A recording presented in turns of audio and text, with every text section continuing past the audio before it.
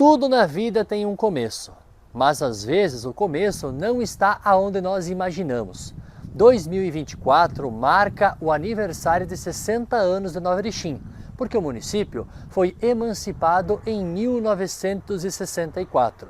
Mas essa história já tem mais de 100 anos.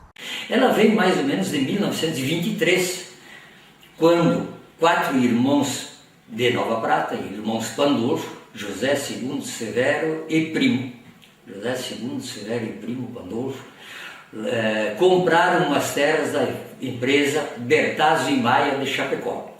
Eles compraram uma gleba de terras que estava ainda bem virgem, situada entre o rio Chapecó e as terras da Companhia Territorial Sul Brasil. Esta área tinha ao todo 90 quilômetros quadrados. E como era uma área nova, a exploração da madeira iniciou. Os arrastadores puxavam as toras na costa do rio e os empreiteiros que empreitavam para levar a Santo Tomé, na Argentina, atavam com cipó do mato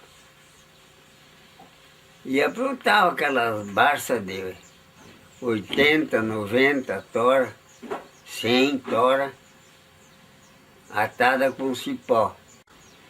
E ali eles esperavam a enchente chegar no ponto que era para soltar a madeira. E quando dava no ponto de barça, eles sortavam.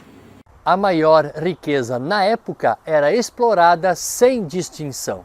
E a maior parte era cedro. E depois de um tempo em diante eles levavam cabriúva misturado, louro. E bem por último levava o que desse de 9 palmos de roda inteira, levavam tudo. Caroba, louro, canela, muita madeira, angico, levavam. As árvores que não atingiram o tamanho ideal ficaram em pé. Com o fim da exploração da madeira, iniciou a separação das colônias para a comercialização das terras para iniciar o povoamento na região. Rudolfo Luzina, junto com seu irmão Francisco Ferdinando Luzina, foi o grande idealizador da criação de um novo município. Existe um contrato que ele fez em Erechim com o Primo Pandolfo, que era dono dessas terras, foi em 1947. E aí ele começou a vir a medir aqui. O Rodolfo achou que era muito bonito, lugar alto, bonito, arejado, legal. Rodolfo tinha um acordo com os irmãos Pandolfo, que reservava 6 colônias de terra para a instalação da nova cidade. O lugar estava escolhido, porém, esse acordo sofreu um revés.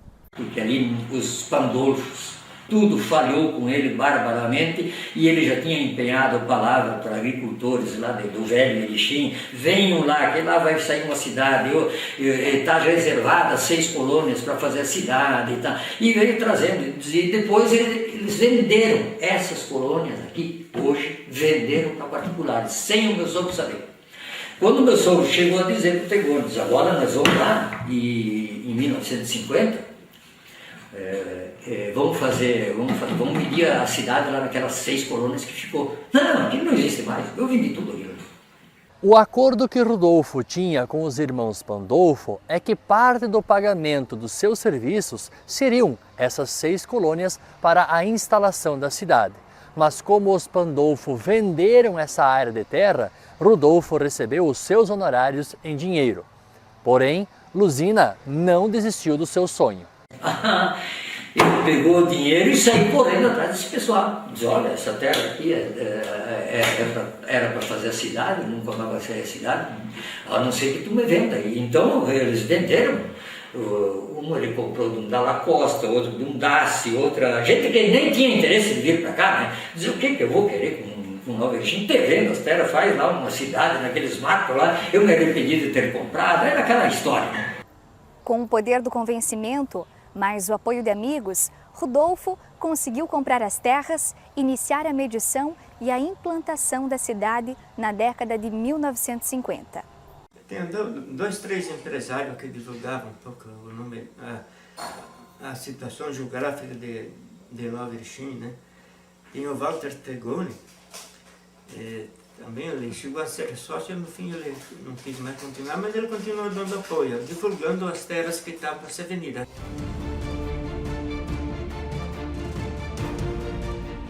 Os processos de migração ou imigração ao redor do mundo acontecem por diversos fatores. Que o meu pai que quis mudar para cá por ordem das terras, que eram terras mais novas, terras boas, que aqui era um sertão mesmo, grande, puro mato. Então, com isso, que lá já estava terras velhas, começaram a mudar para cá. O sogro comprou terra aqui, três colônias de terra. Então, cada filho deu a terra. Iriam para morar para cá, para se fazer a vida. Fomos bem, vimos com o sogro deu 1.000, fazer mudança, se comprar tudo. Passamos até fome no começo, antes que vinha produto. Eu lembro que os pais sempre falavam que era para vir mais onde que tinha um lugar novo, assim, para dar mais assistência aos filhos, porque lá o lugar não era muito bom, porque era bastante desdobrado, assim, tinha muro, pedra.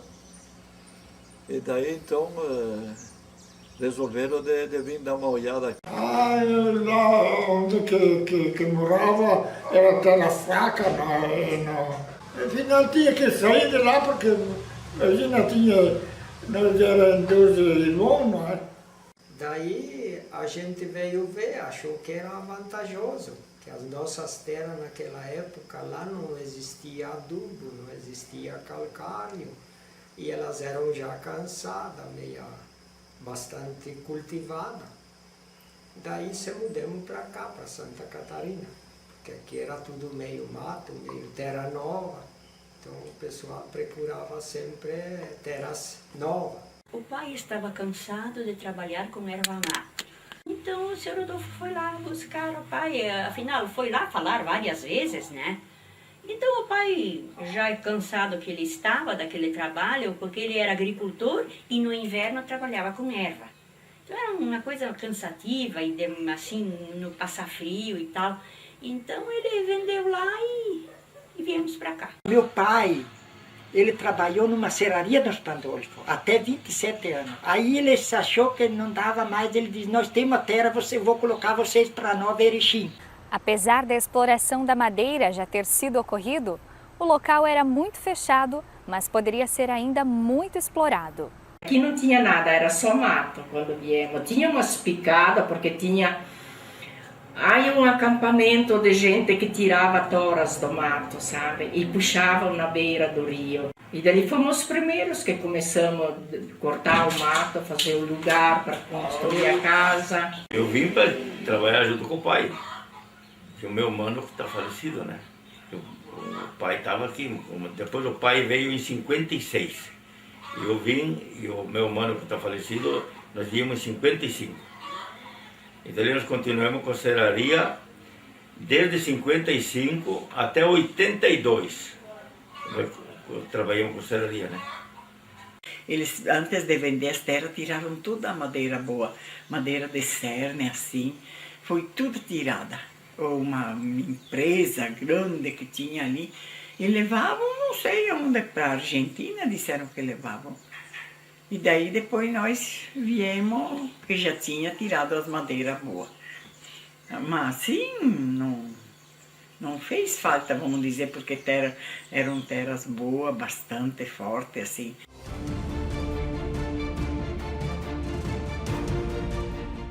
O deslocamento do Rio Grande do Sul até Santa Catarina foi feito de ônibus ou de caminhão. Antes, durante e depois da viagem era um misto de emoções. Nós saímos de lá de mudança e daí viemos para morar para cá. E daí na estrada começou a chover e daí nós pusemos em São Valentim, Rio Grande do Sul. Daí no outro dia que nós viemos, seguimos o caminho para vir para cá de mudança, com o caminhão. Até de lá do Rio vieram de caminhão, depois para cá puxaram com a carroça. Depois sim, de cá puxaram com a carroça. É triste até de se lembrar, Porque chegamos ali, descarregamos a mudança, que viemos com 2 caminhões, porque trouxemos um gado também, que o falecido sogro quis trazer uma junta de boi e mais coisas. Vejo um caminhão mesmo.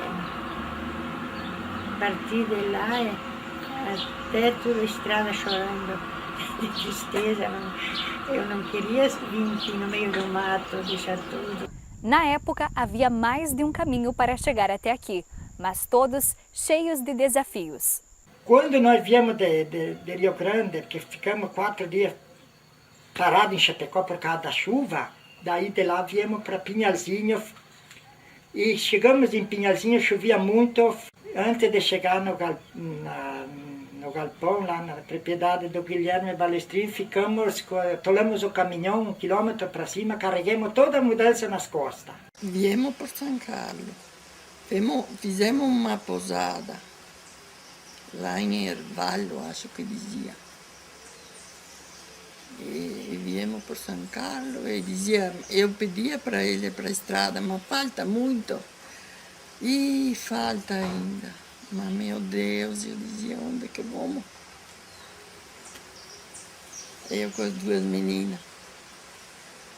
Mas, enfim, até que chegar aqui, ele disse, aqui é Pinhal, tinha um par de casas. Agora daqui não é muito longe. Porque de lá, nem 2 meses que eu tinha casado, o pai veio embora para cá. Primeiro ele trouxe o meu irmão, o primo, com o caminhão, com motor, eu acho que uns 7, 8 cabeças de gado. E depois ele veio com a mudança. Nós viemos de ônibus, da Itaberaba. Depois tinha que ir de a pé. Não tinha dinheiro para pagar um carro, daí tinha que ir a pé. Depois daí o meu marido no outro dia veio de cavalo buscar, porque era poucas traias também. Viemos de Caíro a pé. E viemos colocar aqui, até eu fiquei mal porque eu estava grávida, fiquei muito mal na viagem. A vinda foi sofrida, foi muito, muito feia, sofrida. Viemos com boa vontade, essa que era a principal, porque nós nada se tinha, se era tudo os casais, toda gente nova, o meu pai já que era mais de idade, senão toda gente nova que vinha em procura do futuro.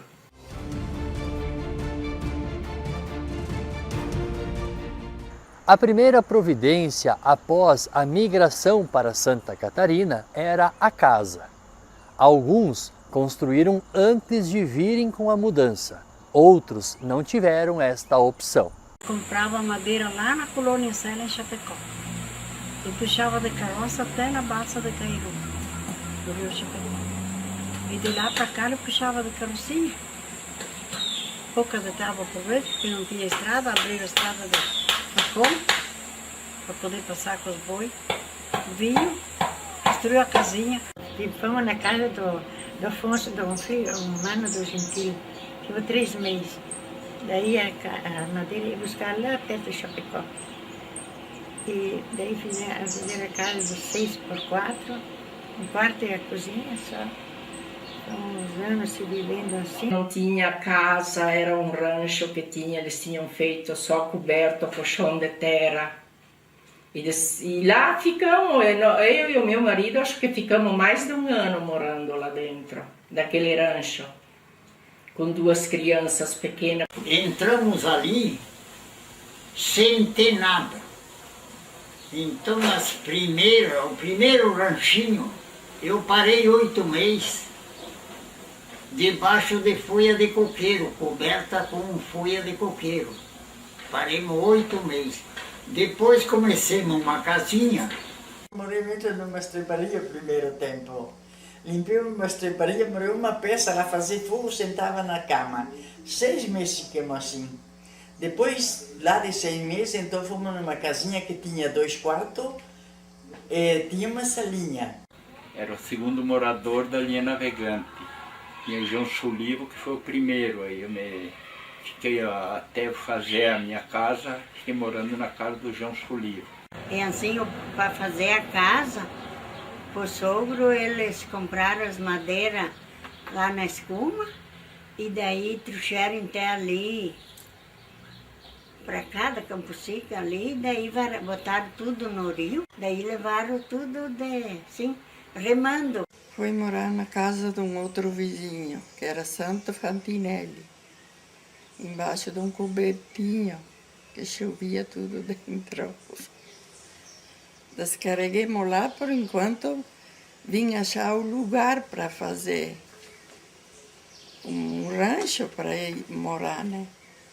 2 dúzias de tábua, fizemos uma casinha rodeada, dividida, faça a conta, 2 dúzias de tábua. Não fiz soalho, 4, 5 anos eu passei assim. E feita a casinha pequenota, casa pequena. Hoje faziam aqui, essa semana, amanhã lá no outro vizinho. Tudo assim se construiu as casinhas, um com o outro se ajudavam. Sim. Então, assim, fomos indo até construir cada um a sua casinha. Hoje você abre a torneira, sai a água. Hoje temos caixa d'água, cisternas, água engarrafada. Na época, nada disso existia. Nem água encanada, nem nada. Anos e anos nós ficamos pegando do poço lá fora e trazendo para dentro de casa. Aí nós arrumamos, nós fazíamos canaleta de coqueiro, nós escavávamos o coqueiro e nós trazíamos água bem perto de casa, levamos bem perto de casa, botamos montando. Cavava o coqueiro assim no meio, fica aquele... Lascava pelo meio o coqueiro, né? Aí fazia canaleta, que diziam. E daí trazia água assim, perto de casa, depois colocava um tanque de madeira. Aí foi daí ele cavou um poço, o falecido tio Carlos. O meu marido, 17 metros de profundidade, tudo cavocado a braço. Deu a melhor água que tinha no município de Nova Erechim. Uns tempos era tomado água só do rio. Porque tinha as sanguinhas que desciam, né? Mas daí as sanguinhas secava, daí a gente se obrigava a tomar água do rio. Tomar banho era no rio, lavar roupa era no rio. Daí eu lavava roupa no rio, ajoelhada. 20 anos eu lavei roupa no rio. Eu lá grávida, pronta para ganhar filho e lavando roupa ajoelhada ali. Lavar roupa de 10 filhos, desde o primeiro até o último, sempre lavei no rio. Eu aprendi com um outro, um caboclo até, ele pegava uma vara e segurava 2 mãos sem a vara, tipo forquilha. Então pegava e ia caminhando assim, quando a vara começava a chacoalhar o braço, apertar, então a gente afirmava, ela rodeava a vara, onde rodeava a vara, o senhor cavocava ali, que achava água.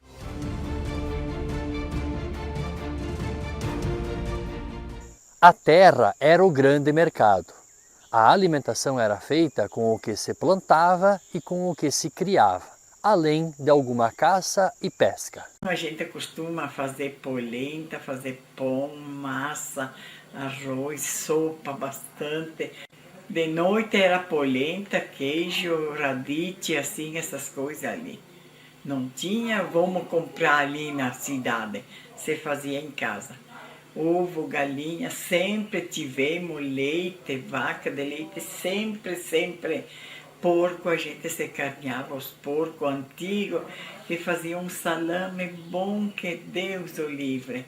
Matavam porco, nós botava toda a carne embaixo da banha. Cozinhava ela, botava embaixo da banha, depois quando precisava, tirava daquilo. Eu colhia bastante miudeza de batatinha, amendoim, tudo. O que precisava para a família, eu colhia. Tinha minhas hortas boas. Eu plantava muita mandioca. E depois as coisas que a gente usa em casa, né? Pipoca e todas essas coisas aradas. Abóbora e tal, amendoim, essas coisas. Mas nós aqui também sempre se colhemos a erva, que nem para chimarrão. Se colhia e se fazia, se dedicava para tudo fazer. E agora que compram tudo no pacote, pronta? É. Ele ia lá, sempre vinha para casa com o tatu. E bastante carne ele tem. Então nós dava para a menina que comisse aquele. E os tucanos também. vinha uma turma de tucano assim, na árvore que tinha fruta. Então pega e matava e fazia sopa para as meninas. Ficava um caldo bom até. A verdura sempre tinha, porque aqueles radites do mato, se não tinha daquele plantado em casa, e aquele também. Então a verdura nunca faltava. E daí, a comida nunca faltou. Porque de uma coisa ou do outro sempre tinha. Tinha bastante peixe, tinha bastante caça de mato. E nós sempre criava porco, e daí leite também sempre tinha, porque quando viemos morar para cá, aí foi levado umas cabeças de gado, vaca de leite.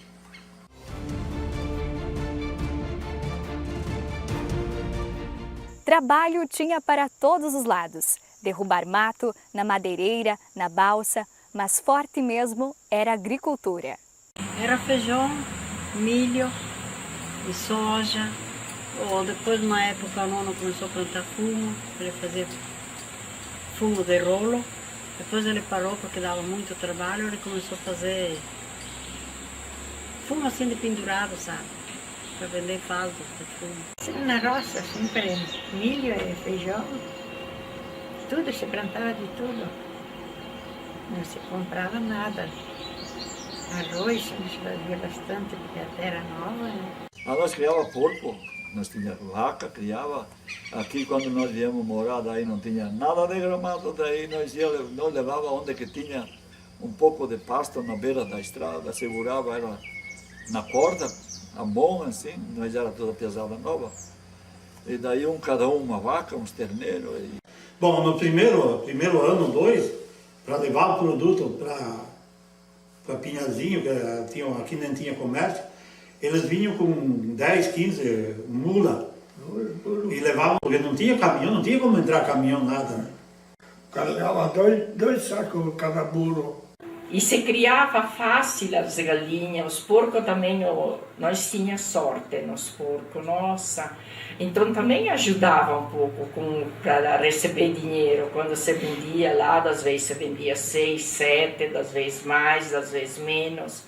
E dali a gente recebia um dinheirinho lá também. Aí eu fui lá em Chapecó, comprei um trator, botei um guincho, né? Dali pra frente não tinha mais nada que atacava. A gente puxava a tora, tudo era tipo, não faz a conta. Depois, em 57, nós compramos o primeiro caminhão. Compramos um caminhãozinho 37, um Chevrolet 37. Dali comecei a puxar tora com o caminhão. A estaleirava, tá no mato, tem uma tora a cada viagem, assim. Eu comecei a trabalhar com um trator da madeireira Nova Erechim Limitada.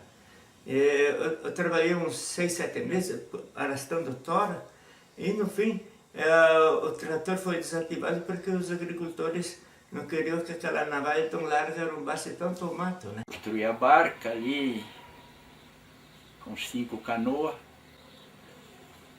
Depois dali um tempo, então veio meu pai, meus irmãos, daí foi construída outra barca. Depois que construí a barca, daí a gente trabalhava na colônia igual, porque a família ficava na colônia, porque as fieradas iam trabalhando e eu ia cuidando da barca. Nós começávamos sempre no mês de agosto a plantar. Aí plantava milho, depois setembro, sempre eu usava plantar dia 7 de setembro, dia 8 em diante feijão, que aí escapava do frio e vinha mais o calor, né? E o milho não tinha, até em janeiro dava para plantar. Então nós já tínhamos 3 comércios mais ou menos nos idos de 59, 60. E já tinha a madeireira trabalhando, então já tinha operários que trabalhavam na indústria madeireira. Já tínhamos o contador aqui, que era o Claudinho Stefani, que veio em 59, 60. Foi falar com ele assim, ó, digo, seu Rodolfo, eu acho que não vou trabalhar de empregado. O senhor me arruma uma terra por ali. Aí ele diz, não, tem uma terra. E diz, se tu quiser, eu te arrumo essa terra. Não é minha, mas é um cara que quer vender. Daí como ele queria vender, daí compramos aquela terra.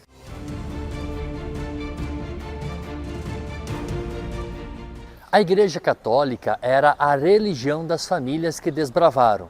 Ao longo do tempo, 13 igrejas foram construídas, mas nem o padre tinha vida fácil. A primeira foi erguida em 1954, tudo de madeira, né? Praticamente tudo artesanal. Assim, né? Aí depois a segunda era a coisa mais linda, aquela igreja. Né? Aí depois foi desmanchada, daí foi erguida a atual. A primeira igreja, depois a segunda e a terceira, quando o primeiro que fizemos a auditoria para construir uma igreja, era em 11 sócios. Em 11 sócios. Construí uma igreja. E ajudei a fazer desde a primeira igrejinha que fizemos aqui, 3 igrejas eu fiz aqui. O padre vinha lá de Saudade e vinha e posava na casa do sogro, porque era muito difícil, ele vinha a cavalo e daí trazia as roupas uma vez. No Jacutinga, ele chegou, o rio estava cheio, o rio Chapecó tinha represado, né? No rio ali da Jacutinga. E daí o padre disse que olhou para o outro lado, tinha rastro de cavalo, porque era só de cavalo, né? E olhou para o lado de cá, também tinha rastro. E ele se enfiou ali com o burro dele. Disse que quando viu, molhou tudo. Ele trazia o vestido, aquelas coisas que ele usa, tudo nos peçoelos, né? Disse que molhou tudo. Chegou lá na casa do sogro, ele tirou tudo e botou no sol, enxugar para no outro dia para poder rezar a missa. Era sofrido, até os padres sofriam. Aí passamos a primeira comunhão na igrejinha de Nova Erechim, daquela pequena, nós saía em 3, eu e o meu mano Alcide e o Luiz, meu primo. Nós passamos a primeira comunhão numa igrejinha, que hoje tem ainda a fotografia ali, e a minha catequista era a Lídia Dondoni, a Lídia Frazão Dondoni. A missa é terça, o domingo era terça. E missa só de vez em quando, cada 2 meses, às vezes. Era sempre vinha de longe, né? Ia na missa, quando terminava o serviço, Juliava para da cama e rezava o terço ali. E para escolher o padroeiro da comunidade, uma votação foi feita. Era para ser São Jorge e a Nossa Senhora de Fátima. Então o dono que da sede lá, ele era de Erechim. Então ele queria colocar São Jorge e a Nossa Senhora de Fátima. Daí fizeram uma lista, como uma votação. Eu votei mais para Nossa Senhora de Fátima, senão ele queria São Jorge.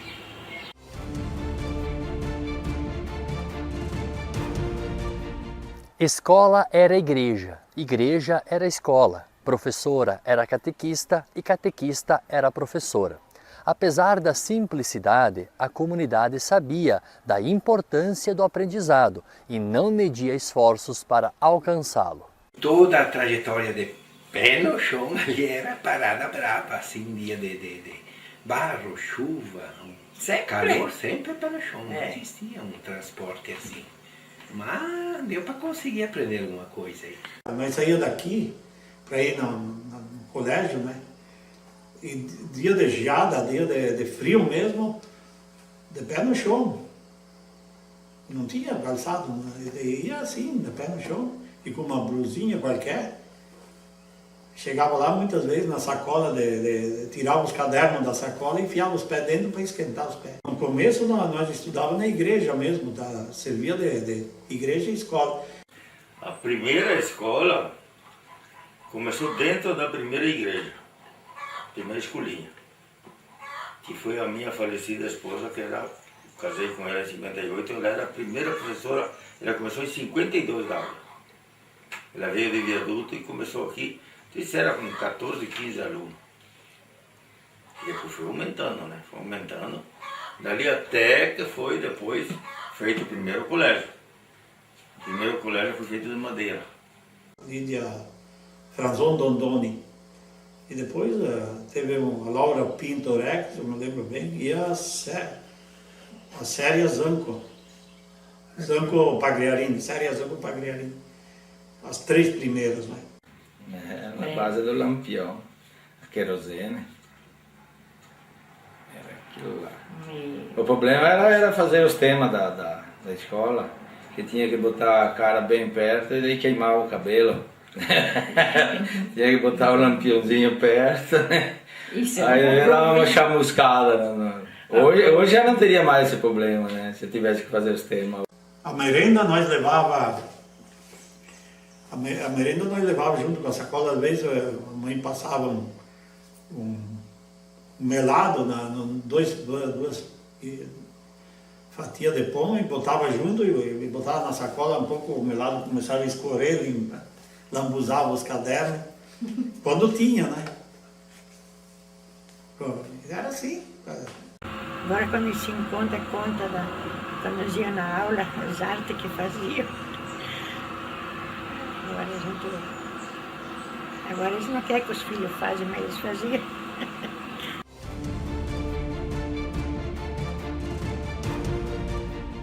O hospital e médicos era só para quando estivesse quase morrendo. Todas as crianças nasciam em casa e o tratamento das doenças era à base de chás e benzimentos. Não tinha SUS, né? Era tudo particular quando a gente precisava do médico. E as primeiras vezes que a gente precisou, a gente ia em Saudades, que lá já tinha, né, hospital. Depois veio um hospital em Nova Erechim. Ficou doente uma criança, levamos para Saudades, tivemos que ir a cavalo no meio do mato. Não dava nem para levar um guarda-chuva, uma coisa, porque era só mato, não dá para abrir. Cheguemos lá, meu Deus, aquela vez o médico me disse, olha, chegaram tarde com a criança. Ele está com uma meningite fulminante. Meu Deus, quando eu disse chegaram tarde, eu já desanimei, né? No fim, eu perdi o filho. Quando as mães ganhavam o neném, meu Deus, todas ajudavam. Todas iam ajudar, lavar roupa, fazer isso, fazer aquilo. Era bonito naquele tempo. Se sentia mais ou menos um dia que a gente ficava ruim, se avisava.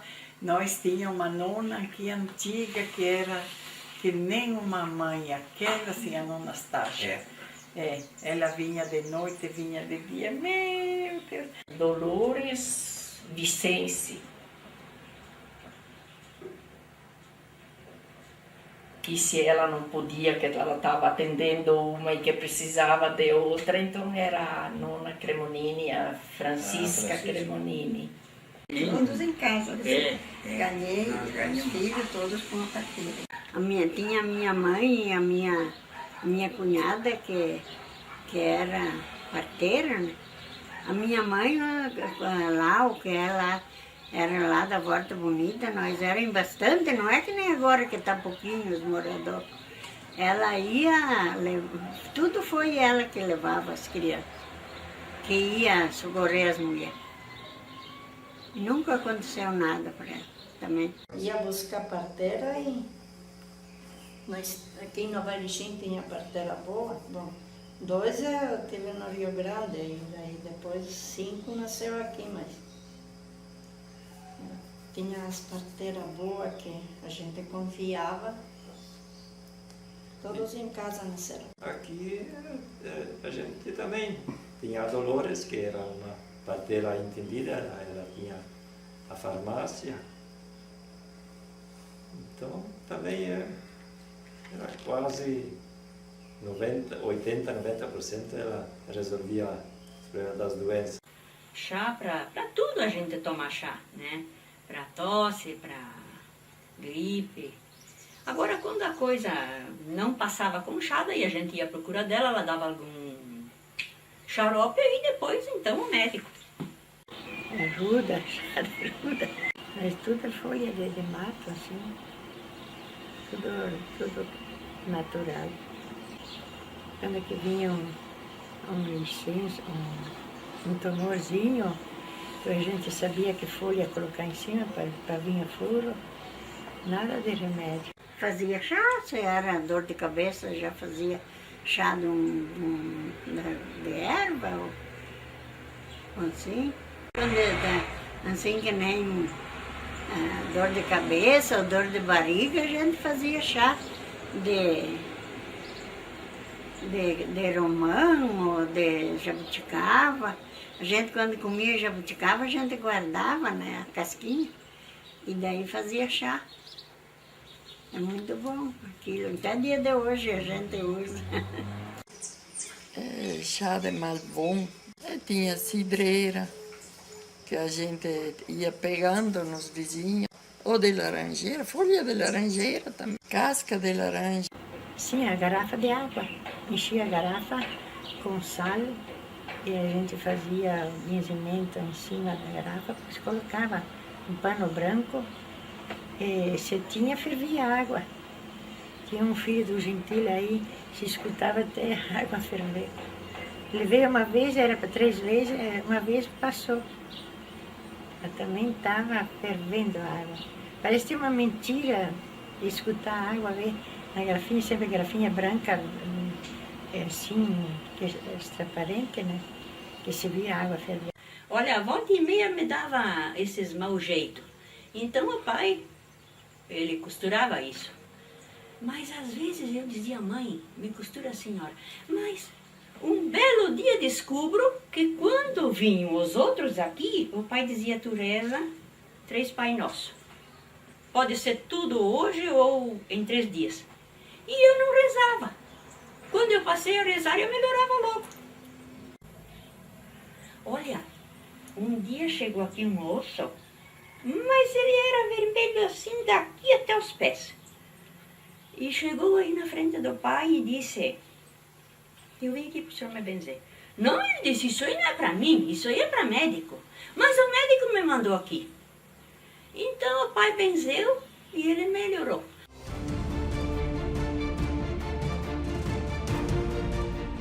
A caça e a pesca também faziam parte da rotina das famílias. Elas cumpriam 2 funções, uma de alimentação das famílias e a outra de lazer. Ele caçava muito, muito bicho. Lontra no rio, mas a lontra não é boa de comer, né? Então ele caçava a lontra para ter o couro para fazer cinta, fazer golas de casaco, coisa. Tinha bastante, tinha veado bastante. Meu, aqui era mato que tinha de tudo. Capivara. Então ela fazia uma armadilha com um pedaço, um galho de árvore, uma arvorezinha, dobrava ele, que ele ficasse com pressão, né? O animal vinha para comer dentro da armadilha, um barbante, uma corda, laçava ele pelo pescoço, né? Era assim. Mas era paca e cutia. O veado era muito difícil também de achar. Né? E pássaros também, né? Tinha bastante pássaros. Né? Ele caçava também. O mais que matei era tatu, e cutia e coatim. Matei algum veado também, o veado foi pouco. Mas a coatim, em 2 vezes, uma vez eu com um companheiro matemos 12. Outra vez eu sozinho matei 12 também. E tinha até o tigre, tinha porco do mato, tinha tateto, tinha de tudo, quanto é bicho que tu queria caçar. Lá tinha que... Nós ia de manhã cedo, né? No inverno. Ficava molhado o dia inteiro nos matos, estava tudo rasgado. Mas era gostoso. E a gente nem pensava que se dá algum acidente lá pro mato. Nunca a gente pensou, sim, ele saía, ia e não me preocupava. O meu marido também gostava bastante de caçar. O costume nosso nós armava, o meu irmão mais era fim de semana, porque tinha que trabalhar no sábado, de tarde e no domingo, né? E pescar, ele saía no fim de semana, ia no Burro Branco ali pescar e vinha com um saco cheio de peixe. Era coisa fora de série de tantos peixes. Quando o rio era baixo, água limpa, com a fisga, sempre lenda com carbureto, para alumiar, fisgar os peixes. Eu peguei dourado de 12 quilos com a fisga. Onde eu peguei uma vez de 18 quilos na espera, bracajuba e... A maioria das vezes o lazer era em família e comunidade, ou a engenharia entrava em ação.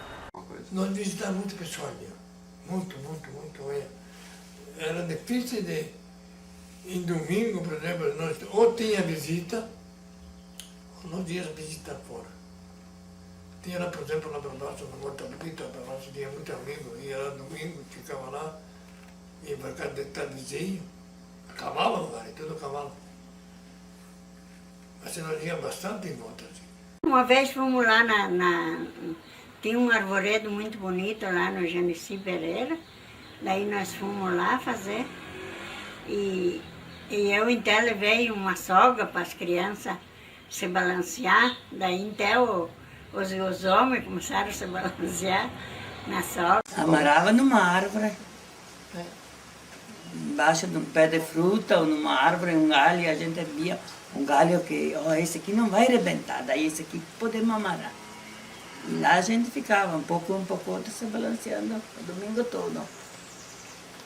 E não enxergava a hora que vinha outro domingo para ter o tempo para se balancear. E se não, dia de chuva, a gente tinha um ranchinho e ia lá, acendia um foguinho no meio da fumaça. Vão lá brincar na casinha. A gente ia lá naquele ranchinho, acendia um foguinho. Era muito bonito. Fazia aniversário e ia com gaita e não era a galinhada, era a broda que dizia, né? Era lindo mesmo. Isso fazia, o costume era isso também. Sim. Carneava as galinhas caipiras, botava a ferver com água, né? Fazia aquele brodo, chamava o brodo. Aí comia a carne cozida a leça e tomava o brodo. A brincadeira que nós fazíamos era carinho feito com rodinha de madeira e eixo de madeira.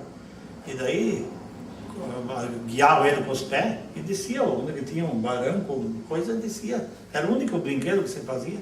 Boneca, nós pegávamos as abóbora que colhiam e enrolava nos pano velho e fazia de boneca, ou espiga de milho, aquelas mais cabeludas, bonequinha de milho. Quando o pai brigava até com nós que nós ia tirar o milho, nós tirávamos e enrolava para brincar de boneca. E fazer casinha, daí juntava pedra, coisa que tinha assim fazia casinha embaixo das árvores, passava o dia trepando em árvore, era o nosso divertimento.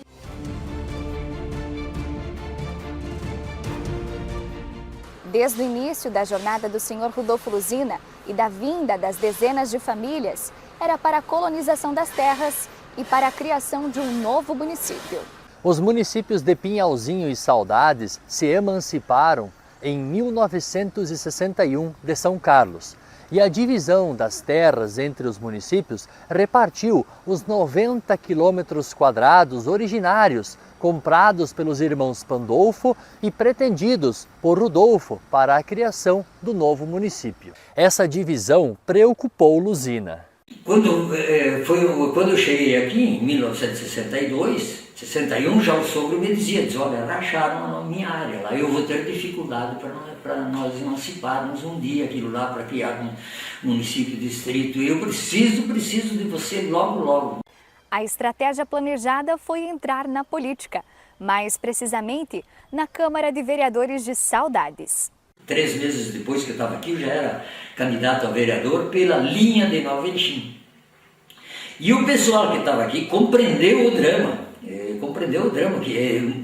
que olha, para um dia nós ser município, nós temos que criar distrito, e para criar distrito eu tenho que entrar com força lá, de reaver ao menos uma parte dessa sobra aí que eles nos roubaram. Eleito vereador, Aristides Unkovski imediatamente entrou com o pedido de criação do distrito de Nova Erechim.